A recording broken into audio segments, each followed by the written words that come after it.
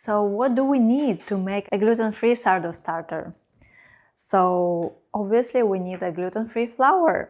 And I suggest using whole rice flour or brown rice flour. And just make sure it is organic and fresh flour, because the quality of your starter really depends on quality of flour. And make sure it's not too white, that it has a little bit darkened color. That means that we have here external parts of the grain of the rice.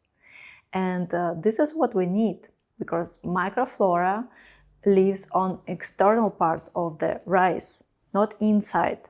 And this kind of flour is rich of nutrients and ferments, enzymes that we need for starter. Okay? And make sure you have enough flour, because changing the flour during making, building your starter from scratch is not suggested.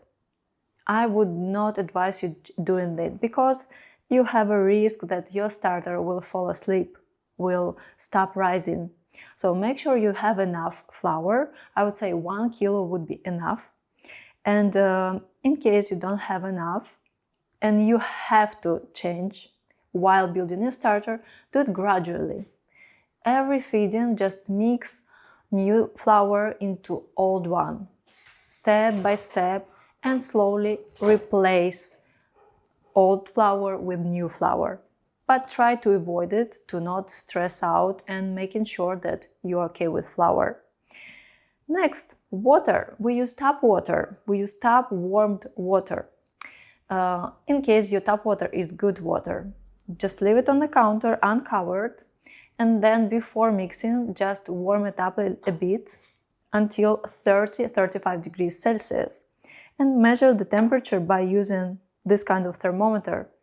It's a very good tool. You will use it also for the dough, to measure the dough temperature and air temperature. It's really useful. This tool gives us control over the fermentation. What else is needed? Of course, a jar. And if we talk about gluten-free starters, it is super important to have a proper jar. It has to be narrow. It has to be ideally 5 centimeters in diameter, like this one.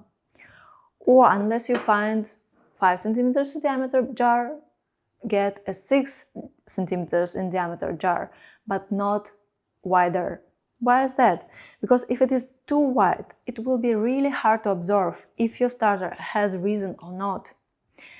And if you're a beginner, it is important to make it easier, the observation, right? Because by observing your starter, you're learning to baking, to understand if the fermentation is going on or not, if your starter is matured or not, if your dough has matured or not.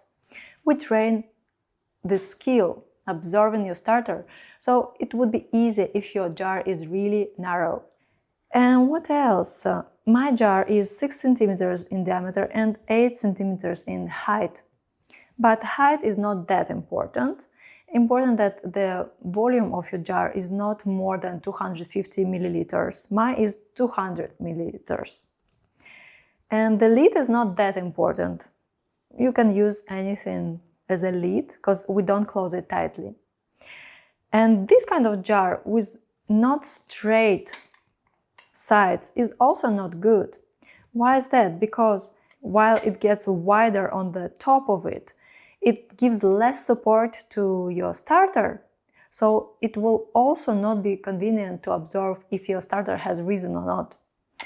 So this kind of jar is not good. We're looking for narrow glass transparent jar with straight sides. Okay? Here you can see the difference. We have exactly the same amount of 100 grams of sourdough starter, but you see that the picture of it is completely different depending on the diameter of your jar.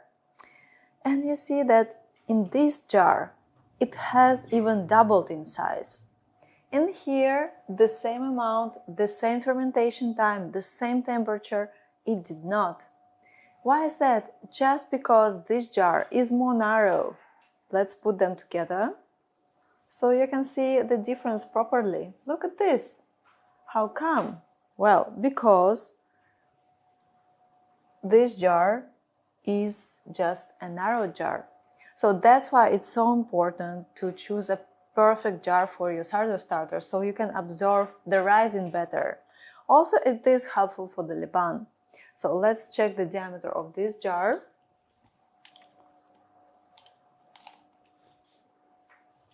And it is 5 centimeters in diameter and 10 centimeters in the height.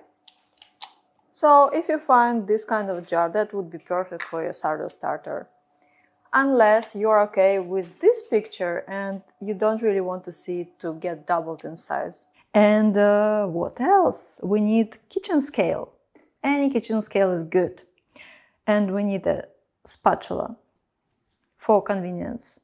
And we need a bowl where we will mix flour and water.